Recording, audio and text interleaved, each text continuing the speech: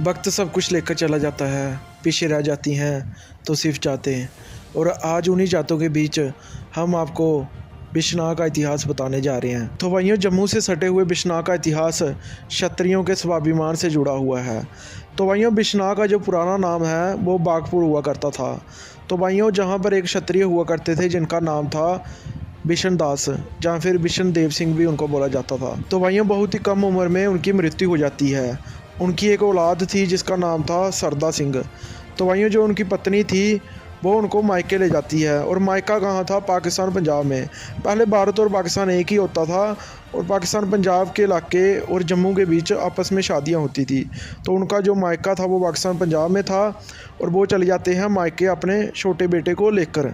उसके बाद उसका वहाँ ही पालन पोषण होता है और जैसे जैसे वो बड़ा होता है वो इनाम में 22 गाँव की जागीर वहाँ पर जीतता है। उसके बाद जैसे वो और बड़ा होता है तो वो अपनी माँ से पूछता है कि मेरा पालन पोषण तो जहाँ पर हुआ है लेकिन मेरा जन्म कहाँ से है। तो उसकी माँ बताती है कि तुम्हारा जो पिछोकड़ है वो है जम्मू के बागपुर से। तो भाइयों, वो वहाँ पर जाने का फ़ैसला लेता है, अपनी ज़मीन से अपनी मिट्टी से जुड़ना चाहता है और वो आ जाता है जम्मू कश्मीर में, जो कि साथ में ही सटा हुआ था। पूरे जम्मू कश्मीर में महाराजा गुलाब सिंह का राज था और वो बहुत ही बहादुर थे और बहुत ही बड़े निशानेबाज भी थे।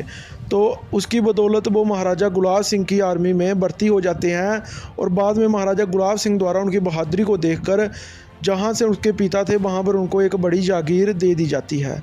उसके बाद वो वहाँ पर अपने नाम से राजा सरदा सिंह वहाँ पर महल की कंस्ट्रक्शन करवाते हैं और वहाँ के हुक्मरान बन जाते हैं। बाद में वो अपने बाप के नाम पर बागपुर का नाम बागपुर से बिशन सिंह के नाम से बिश्नाह कर देते हैं।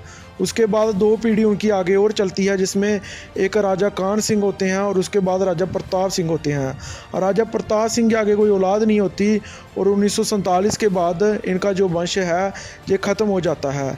लेकिन आज भी उनके महल मौजूद है जिसकी हालत इस सरकार ने खस्ता कर दी है। सरकार और पूरे क्षत्रिय समाज को चाहिए कि इस महल की कंस्ट्रक्शन करवाई जाए ताकि लोगों को पता चल सके कि इस बिश्नाह का नाम एक क्षत्रिय राजा, एक डोगरा राजा पर पड़ा है।